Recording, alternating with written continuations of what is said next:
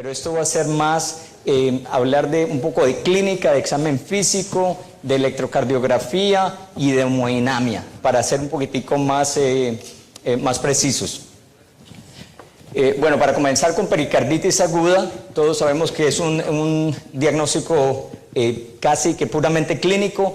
Clásico caso, el paciente de 38 años que es admitido con dolor de pecho, sin factores de riesgo y solamente fumador en este caso.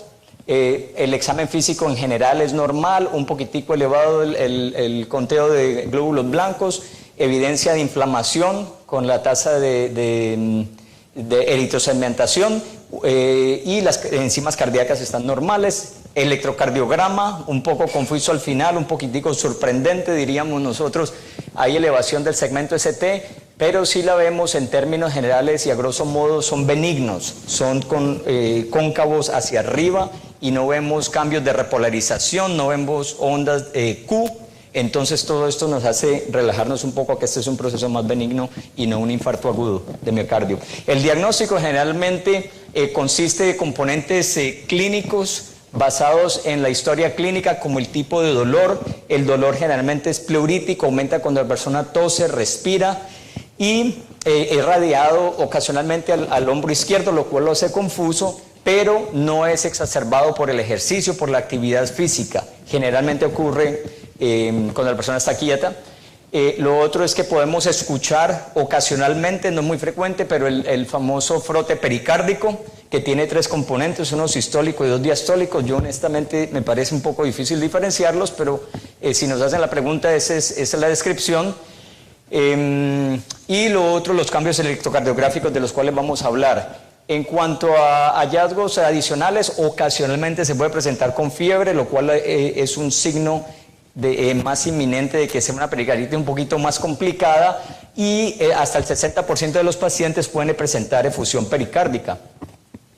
El electrocardiograma generalmente tiene su evolución también.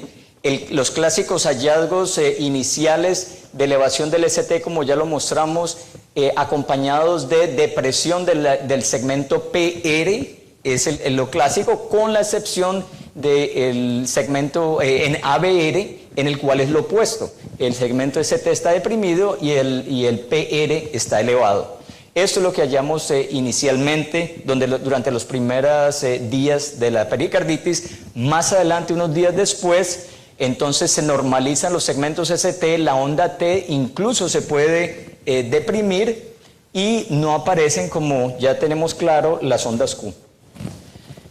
Las causas, todos estamos muy familiares con estos: infecciosas, tuberculosis en los países del tercer mundo, obviamente, virales, el HIV, obviamente también es una de las cosas en pensar, las causas metabólicas como hipotiroidismo, uremia, malignidades son bastante importantes, tenemos que asegurarnos que el paciente no tenga una malignidad oculta, enfermedades del tejido conectivo, trauma obviamente y posinfarto, y también medicamentos tales como la hidralazina y la procainamida.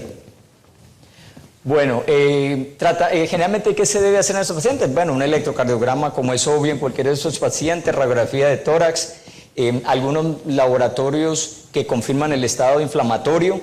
También si hacemos una troponina o enzimas cardíacas pueden estar confusamente elevadas, entonces en 30-50% de estos pacientes, entonces tener un poquitico de cuidado con eso, ante todo si está acompañada la pericarditis con una miocarditis. La ecocardiografía, la TSH y todo eso también dependiendo del cuadro clínico, no es para ordenársela a todo el mundo. Lo que sí me parece importante enfatizar es de que los pacientes después de los 50 años tenemos que asegurarnos que han tenido el tamizaje apropiado a su edad y a su sexo para cualquier malignidad, porque se nos puede pasar esto. Ante todo, las que están acompañadas de efusión pericárdica. Serologías virales y todo ese tipo de exámenes costosos realmente no son efectivos. El tratamiento, la aspirina y los antiinflamatorios no esteroideos con o sin colchicina son bastante importantes de tenerlos en cuenta.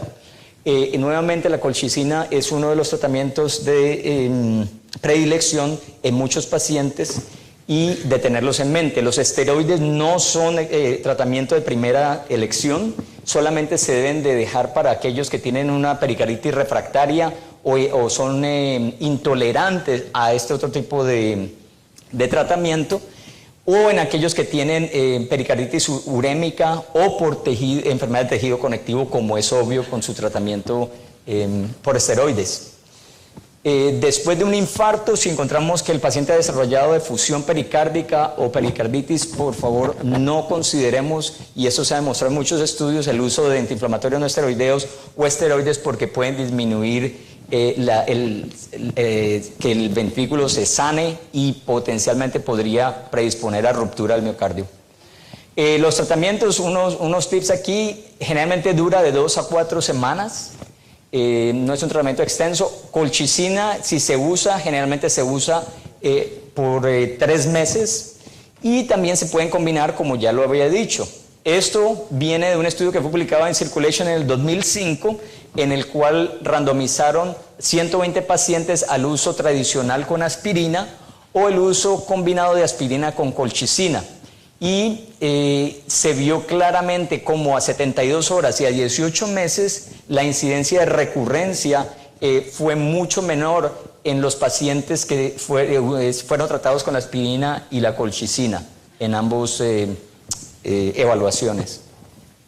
Ahora, el pronóstico, como lo dije, es generalmente benigno para todos estos pacientes. Lo único es que nos puede llevar a pensar en enfermedad coronaria.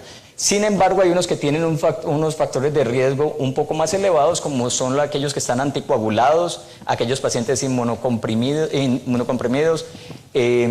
pacientes post-trauma, los que tienen mucha fiebre o están sépticos, o los que están asociados a miocarditis, porque en algún porcentaje estos pacientes se presentan combinadamente.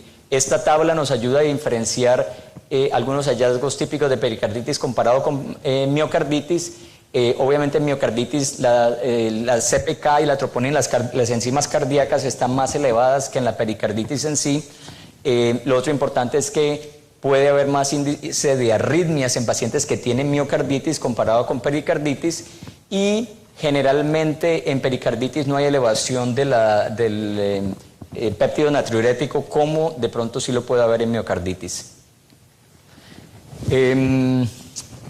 La pericarditis recurrente puede presentarse como intermitente o puede presentarse como una pericarditis que tiene mucha duración e incesante, y en estos casos, a pesar de que el pronóstico es benigno, entonces estos pacientes tienen mejor resultados si se tratan con el tratamiento combinado, como lo había dicho, de la colchicina y los antiinflamatorios no esteroideos o aspirina. Ahora, muchos de estos pacientes, nuevamente, como lo recalqué, 30-50% se presentan con efusión pericárdica, y pues generalmente la etiología de la efusión pericárdica es la misma. La mayoría se presentan asintomáticamente y son encontrados como un hallazgo incidental, un paciente que se le hace una radiografía de tórax por cualquier motivo y se encuentra una silueta cardíaca globular.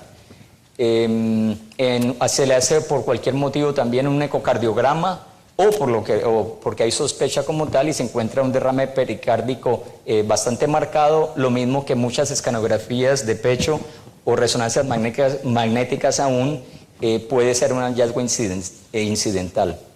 En cuanto al electrocardiograma, también somos familiares con la alternancia eléctrica, en la cual aquí vemos claramente en este trazado que cada otro complejo QRS es más alto que el que está de por medio. O también un bajo voltaje, en lo cual pues sabemos que en las precordiales tiene que ser menos de 10 y en las de los brazos tiene que ser menos de 5. Ese es el criterio diagnóstico. Ahora, el manejo de la efusión pericárdica puede ser realmente solamente un seguimiento ecocardiográfico para ver que no haya aumento del volumen de acumulación de líquido. Sin embargo, obviamente siempre y cuando el paciente esté hemodinámicamente estable. Lo que se ve es nuevamente el aumento en el tamaño de la efusión y también los efectos hemodinámicos que se pueden ver ecocardiográficamente antes de que aparezcan clínicamente, que el paciente se ponga hipotenso. También se puede hacer una pericardiocentesis aún en estos pacientes cuando no tenemos idea de qué estamos hablando y tenemos sospecha de que puede ser maligna, en lo cual no es infrecuente. Y también, obviamente, terapéutica, cuando el paciente está descompensado con una evidencia de tamponamiento cardíaco, o si ya llevamos siguiendo al paciente por más de 3 meses y nada que disminuye el volumen de derrame pericárdico. Ahora, muchos de esos pacientes esto conlleva a taponamiento cardíaco, o taponamiento cardíaco se puede presentar, y por eso nosotros nos tenemos que familiarizar mucho en intervencionismo y en electrofisiología como consecuencia de procedimientos invasivos. La patofisiología es interesante, como todos sabemos, la presión intrapericárdica comienza a aumentar paulatinamente al punto de que va a llegar a ecualizar o a igualarse con la presión intracardíaca en diástole. Al final de todo, lo que pasa es de que la presión venosa central se iguala con la presión de la aurícula derecha y se iguala con la de la presión diastólica del ventrículo derecho. Eso es obviamente la parte inicial, pero después viene un efecto de la última gota donde ya el pericardio no se puede dilatar más, hay una interdependencia entre los dos ventrículos y un poquito más de derrame causa colapso del gasto cardíaco, de la presión arterial, y la única manera de compensación es aumentar la frecuencia cardíaca. En este caso vemos que todas las cámaras tienen igualado la presión media o la presión diastólica en caso de los ventrículos. Esos son hallazgos en el laboratorio. Muy temprano, cosas para tener en mente, es la presión en la aurícula derecha, se pierde la onda, el descenso de la onda, la Y eso nos puede dar indicios a que hay un acúmulo de líquido para comenzar. Después comienza a aumentar muchísimo más la presión y se presenta el pulso paradójico, que es algo en lo cual tenemos que ser muy familiares, porque aún sin hacer ningún procedimiento invasivo, al lado del paciente podemos chequear la presión, aumentar en el manguito de la presión, hacerlo manualmente, y comenzamos a ver cuando aparece el primer ruido de Korkov en sístole, y comparado a cuando el paciente lo hace en sístole, en inspiración, comparado con expiración. Entonces nuevamente se aumenta la presión por encima de la presión sistólica del paciente, se comienza a bajar, e inicialmente vamos a ver cómo el primer ruido de Korkov aparece en expiración, y mientras el paciente está inspirando desaparece. Nuevamente seguimos bajando hasta cuando se oye en ambas fases respiratorias. Esa diferencia debe ser menor de 10 milímetros de mercurio. Cuando es por encima de 10 milímetros de mercurio, entonces es un signo positivo de pulso paradójico. Y ya cuando está muy avanzada el tamponamiento, además de pérdida del pulso, de la presión de pulso, se pone que intermitentemente durante inspiración, básicamente el paciente no tiene presión. Los signos, nuevamente el pulso paradójico que ya mencioné, clásica tríada de Beck con el aumento de la presión yugular, baja de la presión, y los ruidos cardíacos obviamente están ausentes.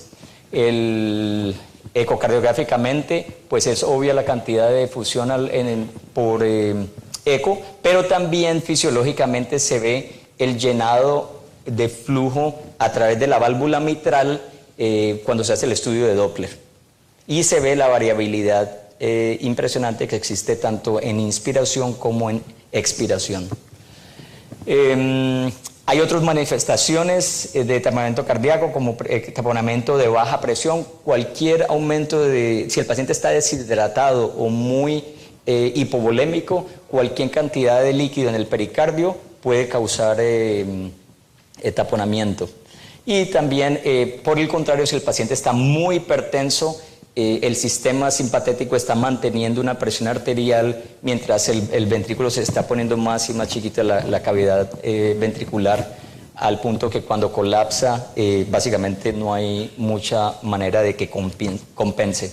Tratamiento, interesantemente, obviamente tenemos que mantener al paciente en la unidad de cuidados intensivos, tenemos que tratar la etiología de base, pero la resucitación, el volumen o los líquidos endovenosos tenemos que manejarlos con cierto cuidado, porque si ponemos a llenar los ventrículos a mucha velocidad, lo que puede causar es que paradójicamente el paciente puede colapsar, la función cardíaca puede colapsar.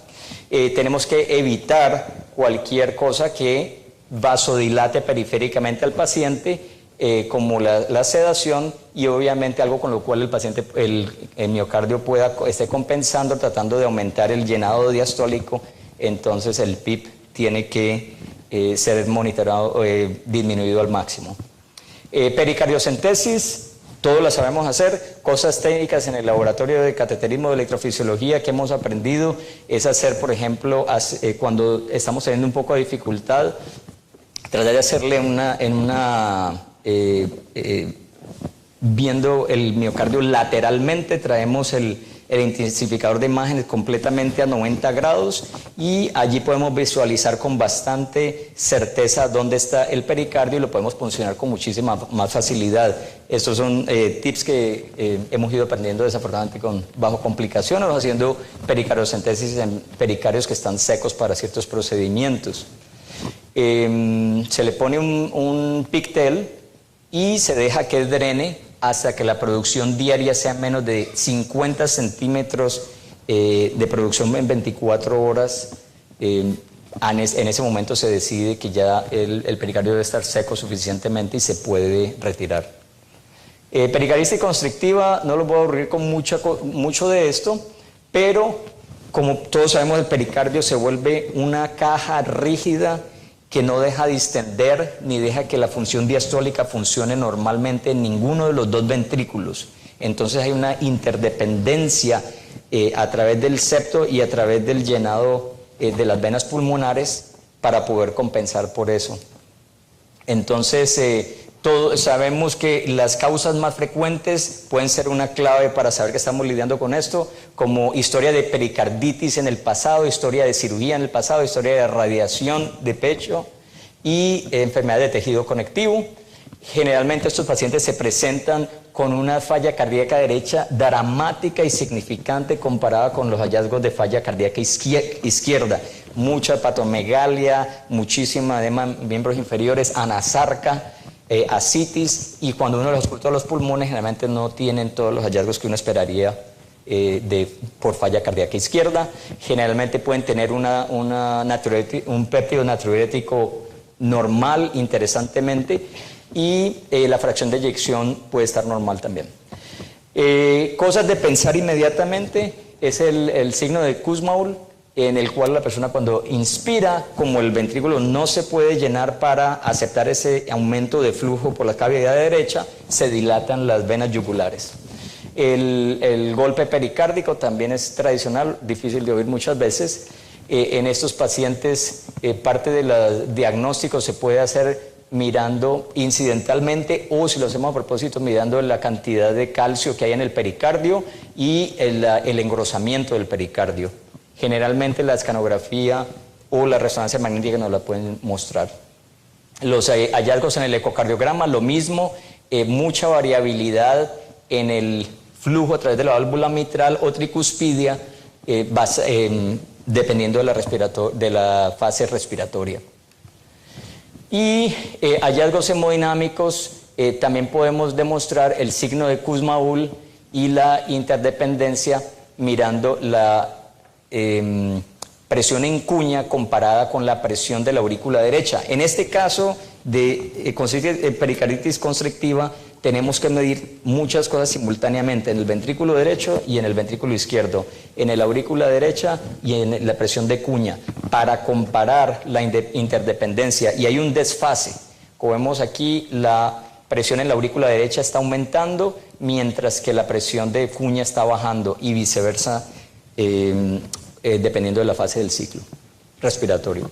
En cuanto a otros signos importantes, ya invasivamente, la oportunidad de que los ventrículos y las aurículas se llenen es solamente al principio de la diástole. Entonces, por eso vemos que aquí la presión diastólica baja abruptamente en este pico y después hay un plató. Eso sucede tanto en el ventrículo derecho como en el ventrículo izquierdo.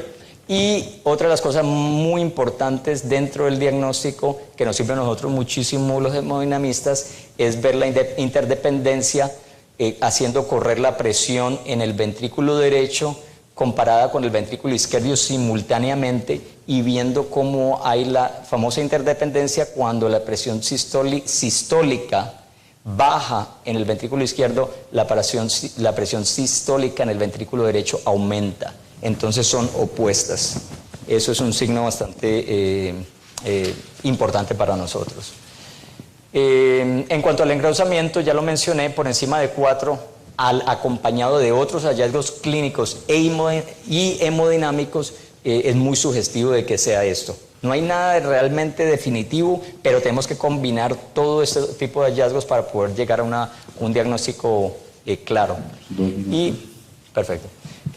Y entonces tenemos siempre las famosas tablas en las cuales tenemos que diferenciar una pericarditis constrictiva de una miocarditis restrictiva, porque generalmente si diagnosticamos esto tiene más tratamiento que si diagnosticamos esto. Entonces hay variación respiratoria, como lo mencioné, en la pericarditis, mientras que en la miocarditis no la hay. El engrosamiento pericárdico, como es lógico, los hallazgos de interdependencia ventricular son muy importantes, y lo otro es de que generalmente, como sucede el clásico caso de la amiloidosis, el voltaje es bajo en la miocarditis restrictiva, mientras que el grosor del ventrículo es alto por ecocardiografía. Es importante en el manejo porque si diagnosticamos la pericarditis constrictiva, esto tiene tratamiento con pericardiectomía. Generalmente el manejo inicial es con restricción de sal, restricción de fluidos y con diuréticos. Muy importante porque estos pacientes se pueden presentar con fibrilación auricular nueva, es tratar de mantener el ritmo sinusal en esos pacientes porque nuevamente la fase de diástole está muy reducida. Entonces tratamos de revertirlos al ritmo sinusal, y los pacientes que fallan a todo esto y siguen bastante sintomáticos, entonces se puede considerar manejo quirúrgico. Muchas gracias. Pues muchísimas gracias. Con pericarditis aguda, todos sabemos que es un diagnóstico casi que puramente clínico. Clásico caso, el paciente de 38 años que es admitido con dolor de pecho, sin factores de riesgo y solamente fumador en este caso. El examen físico en general es normal, un poquitico elevado el conteo de glóbulos blancos, evidencia de inflamación con la tasa de eritrosegmentación y componentes clínicos basados en la historia clínica, como el tipo de dolor. El dolor generalmente es pleurítico, aumenta cuando la persona tose, respira, y es radiado ocasionalmente al hombro izquierdo, lo cual lo hace confuso, pero no es exacerbado por el ejercicio, por la actividad física. Generalmente ocurre cuando la persona está quieta. Lo otro es que podemos escuchar ocasionalmente, no es muy frecuente, pero el famoso frote pericárdico, que tiene 3 componentes, uno sistólico y 2 diastólicos. Yo honestamente me parece un poco difícil diferenciarlos, pero si nos hacen la pregunta, esa es la descripción.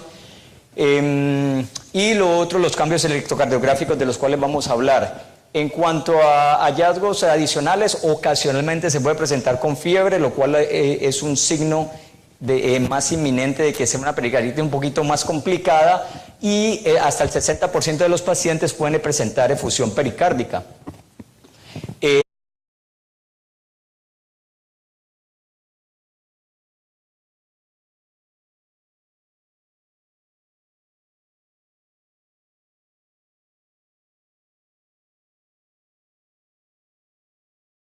Pero esto va a ser más hablar de un poco de clínica, de examen físico, de electrocardiografía y de hemodinamia, para ser un poquitico más precisos. Bueno, para comenzar, las enzimas cardíacas están normales. Electrocardiograma, un poco confuso al final, un poquitico sorprendente, diríamos nosotros. Hay elevación del segmento ST, pero sí la vemos en términos generales y a grosso modo son benignos, son cóncavos hacia arriba y no vemos cambios de repolarización, no vemos ondas Q. Entonces todo esto nos hace relajarnos un poco a que este es un proceso más benigno y no un infarto agudo de miocardio. El diagnóstico generalmente consiste de